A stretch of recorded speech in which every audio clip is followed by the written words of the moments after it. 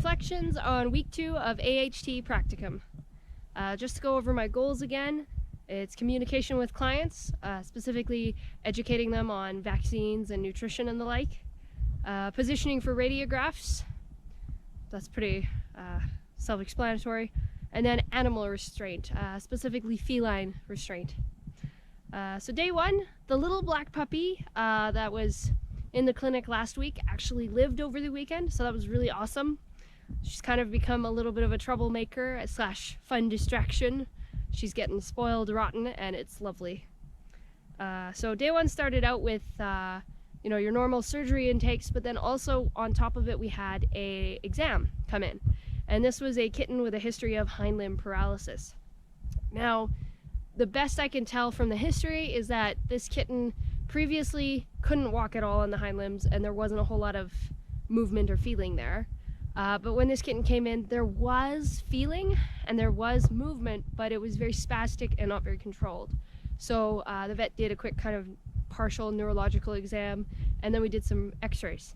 And it was quite interesting doing the x-rays because, you're wearing these giant lead gloves and you're trying to hold this tiny kitten and they're trying to squirm on you. So it was one of those things to work on for positioning and what like, so that was really cool.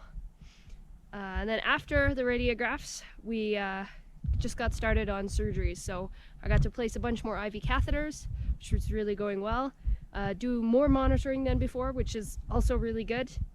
And then I was able to calculate pre-meds and induction for canine patients, which is a little more involved than the feline ones, because the feline ones, it's kind of a chart that goes by weight. With the canine ones, you really actually have to do the math, which is awesome. And I really like the effects that the pre-med has for the canine patients.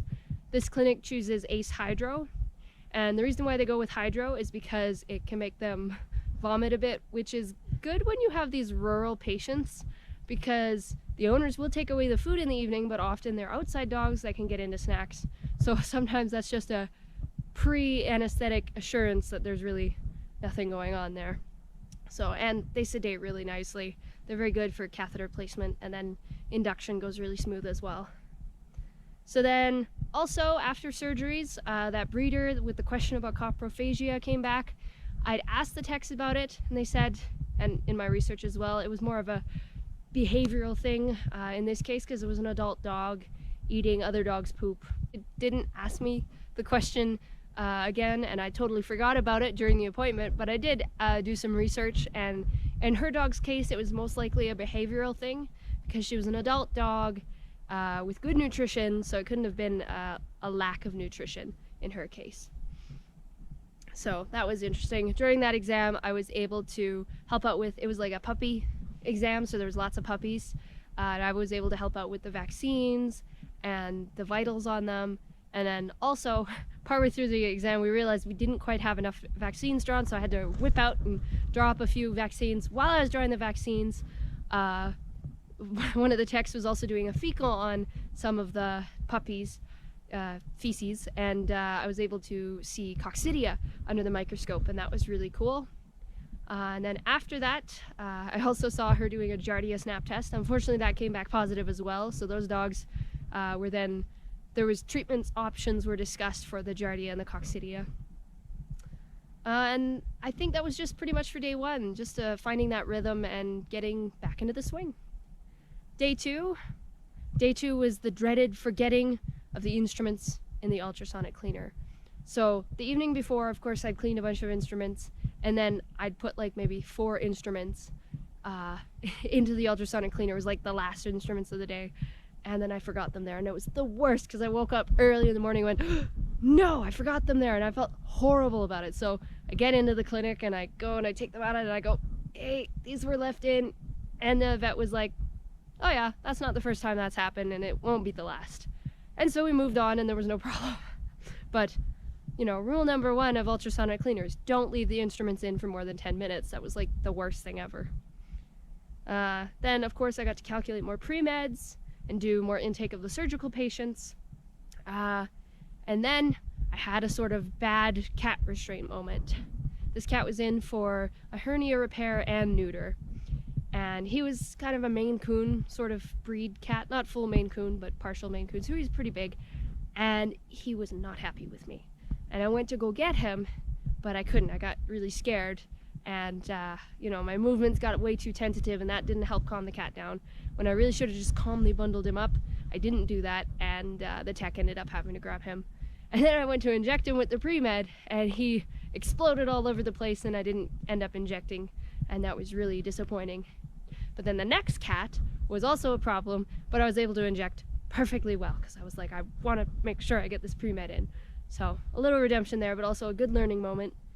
Don't be too frightened of the cats. If you bundle them up, they should be good, because honestly, the tech bundled it up and it was all good. Then we had a golden retriever come in with a potential foreign body.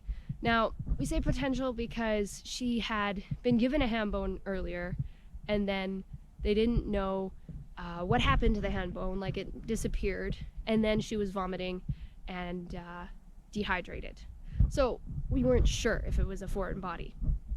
So then we do x-rays, and she was kind of a snappy dog, so we of course had to put a muzzle on her. We do the x-rays, and we can't find anything really conclusive.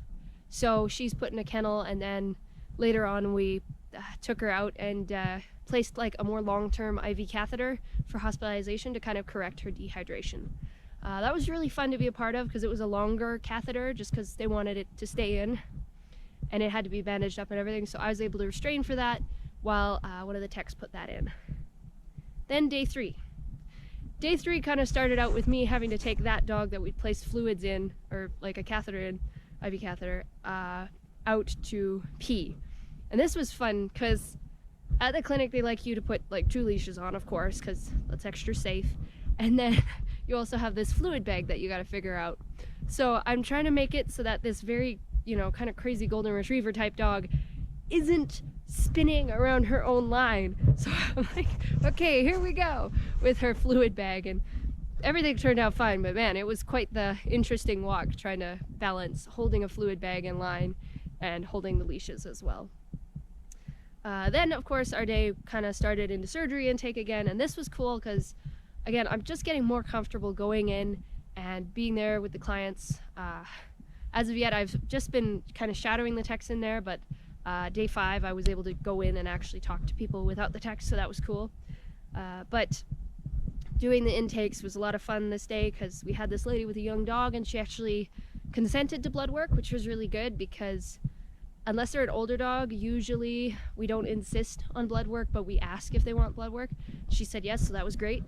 And I was able to draw on the cephalic vein to get the blood for the blood work, and that was so cool because she was a very wiggly dog, and at first I was really nervous that I wouldn't be able to get the vein and stick with it, but I was able to, so that was really awesome.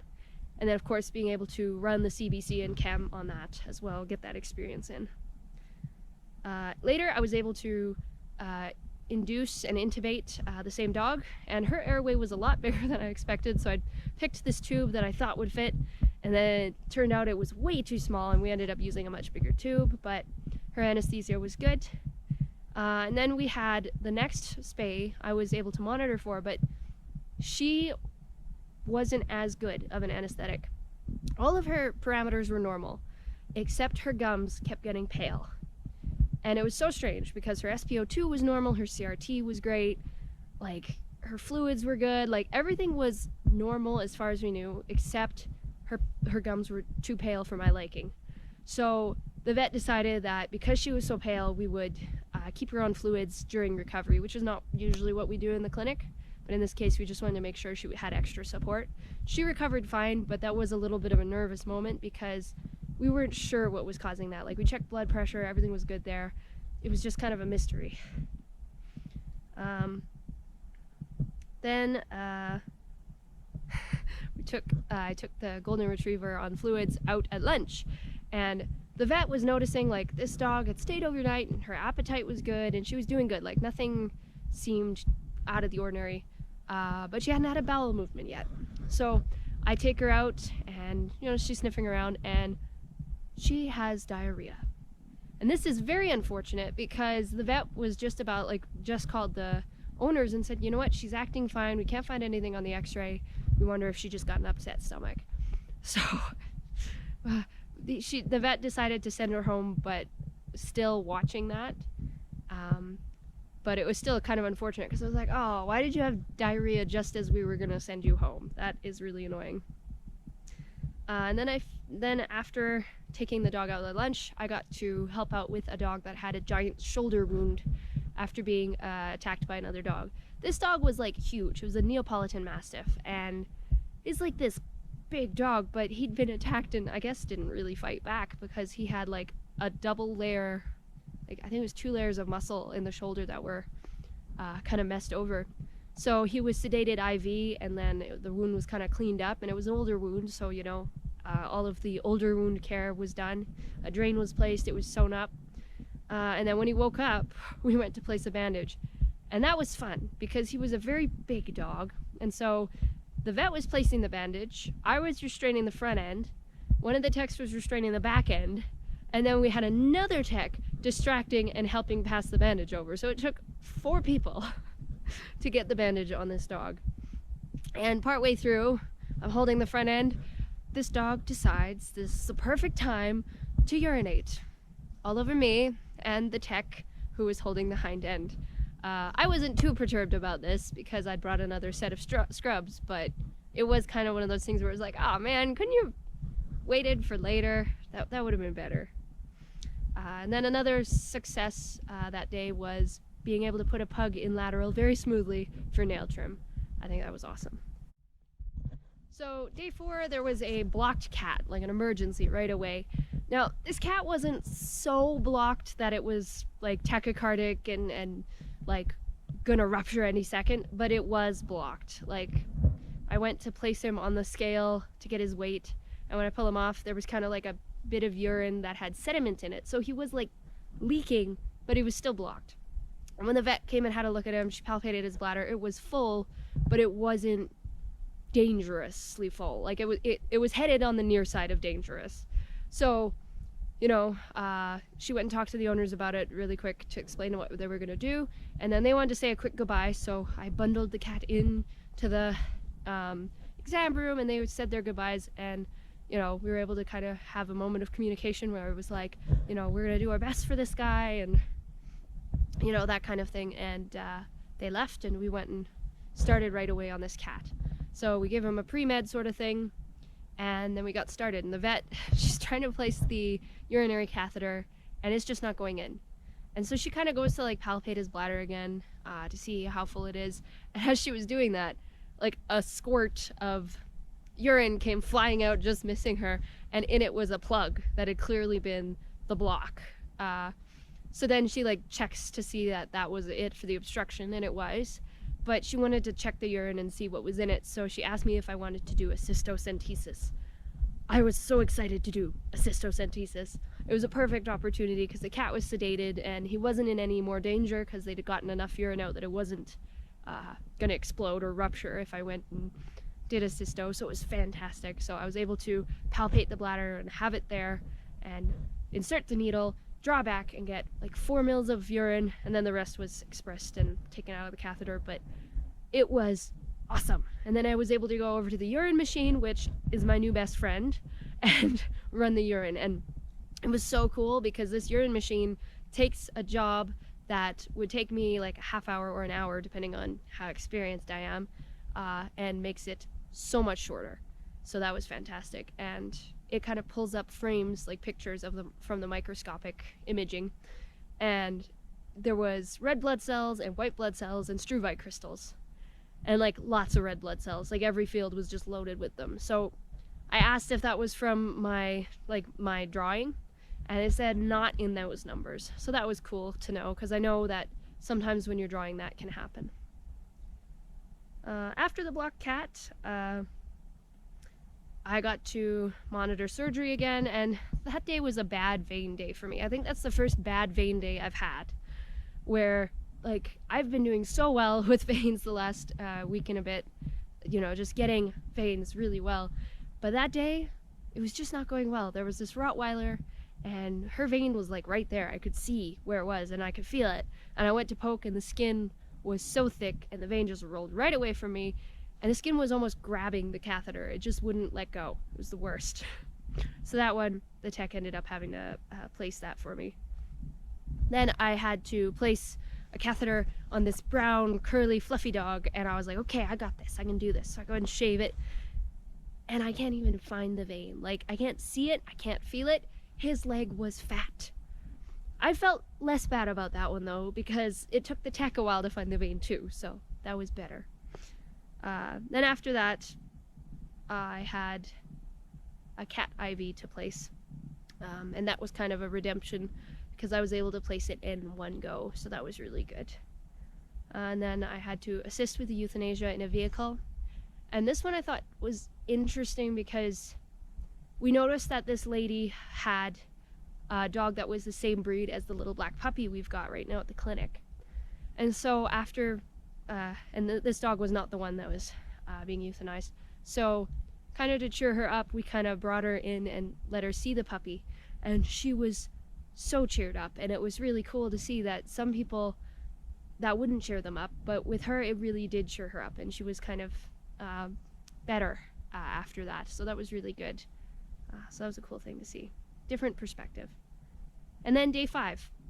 Day 5, again, we're doing surgery intakes, but this was bad because surgery intakes are like from 8 to 8:30 a.m.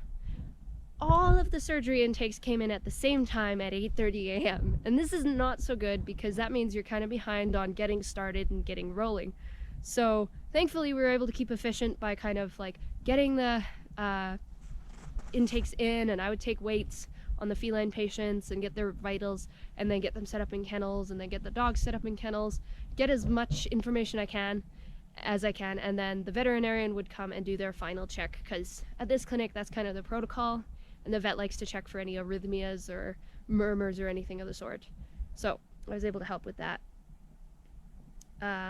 After that we got going. So we pre-meted 2 neuters. They were going to be in the same kennel because they came in at they're the same family and whatnot. So we got those neuters ready, and as the vet was doing the neuter, we pre-meted a spay, and then we got the neuters recovered and we went straight to prepping the spay, and the spay was done. And then after that feline spay, they were feline neuters, I was able to do a canine spay, anesthesia, like the monitoring and the intubation and the induction, like all of it by myself essentially. Like I was being watched and monitored to make sure I wasn't doing anything wrong, but essentially I got to do it by myself, and that was really cool. I really liked that they were able to let me try, but at the same time be there to support me if I had questions, and a watch to make sure I wasn't doing anything wrong. So I thought that was really cool. And then after that I helped monitor a canine neuter and then trimmed nails, and then that golden retriever that we'd let go back home actually had to come back in because, again, she was vomiting and dehydrated. So we did radiographs on her, and then we had to place a stomach tube to give her barium because, once again, the radiographs weren't showing something, but the vet wanted to see what was going on, you know. So I kind of held the legs because she was a very snappy dog, unfortunately. Just very nervous, and so I held the front legs, and the one tech kind of held her in the corner like you were going to do a jugular almost, but without cranking the head a little bit. And then the vet placed the stomach tube, and we got the barium in, and then throughout the day we took timed radiographs, and hopefully those were helpful. I actually, things were so busy that day I actually didn't ask the vet what she was noticing in those radiographs.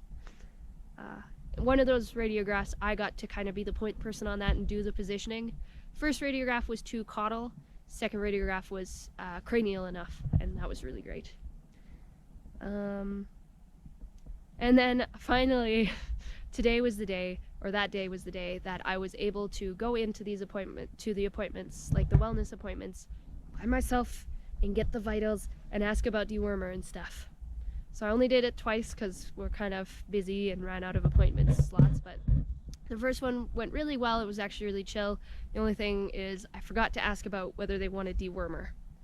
But it was really great to go in, get vitals, ask them how long they had their puppy for, and these sorts of questions. I think that was really great.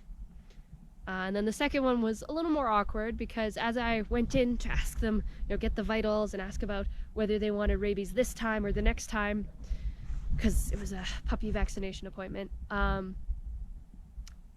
the puppies had pooped on the floor. And these owners were like scrambling to try and clean it up. And I was like, oh crap, okay. I helped them clean it up. And that kind of put me behind on getting the vitals. And the vet came in maybe before I was done the vitals. But there was no more poop in the room, so that was great. So after that, the euthanasia came in, a feline euthanasia. And I was able to go in and introduce myself and say, okay, I'm going to take the cat to the treatment room and place an IV catheter, and then we'll come right back. And then this cat was yowling and hissing and just not happy or excited, but I was able to very calmly kind of bundle it up into a blanket and bring it to the treatment area, place the IV catheter, and then come back and observe the euthanasia. And I think it was really good to be able to communicate with the owners and, help during that time. I think that was really good.